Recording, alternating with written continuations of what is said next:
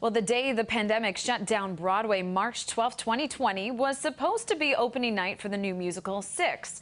A year and a half later, the actresses playing the six wives of an infamous king finally got back on stage. The official opening night celebration was on Sunday, and our CBS 2's Dana Tyler says the queens are ready to set their stories straight. History's about to get overthrown. Divorced, beheaded, died. Divorced, beheaded, survived.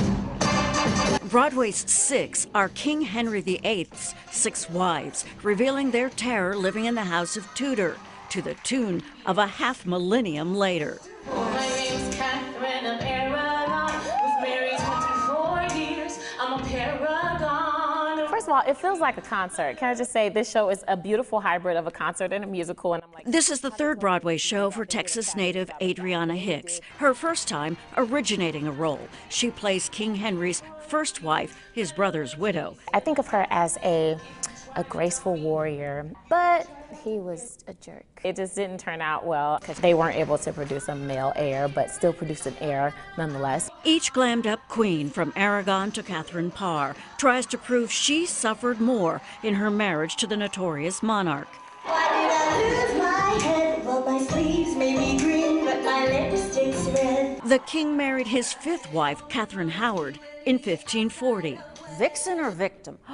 Oh, interesting. Yes, definitely victim. It's actually her history of sexual abuse from the time that she was 13 up until she was beheaded at 18 or 19. So she was a victim who was led to believe that everything was actually her fault, but that's absolutely not true. And you see it, not only with my queen, but all of the other women in the show that are telling these stories. We think we know what they were known for, and now it's their turn to say, no, this is actually what happened, and this is why my life with Henry was so awful. Broadway newcomer Samantha Pauly sees her liberated queen as full of life, like a pop princess, with a potential audience of 1,100.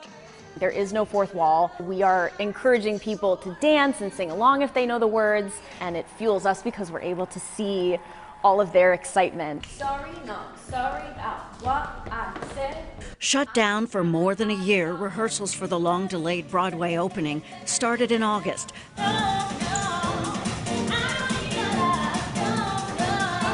Tony-winning producer Kevin McCullum couldn't resist the London hit, written by two 22-year-old Brits.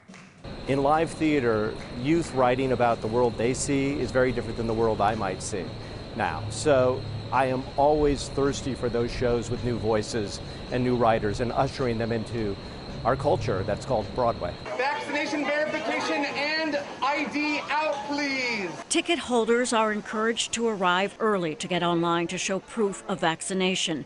Along West 47th Street, fans eager for live theater respect the rules. I just say thank you to the audience members taking care of themselves and keeping us safe too.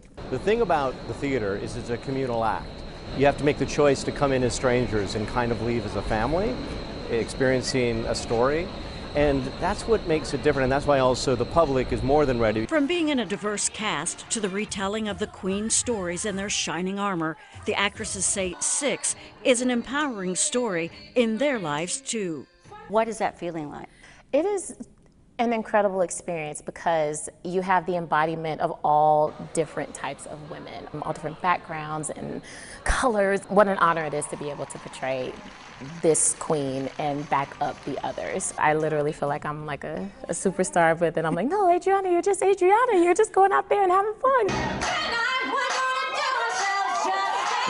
The fact that I am originating a principal role in a Broadway show is not something I ever thought that I would do. So we're just really, really excited to be back.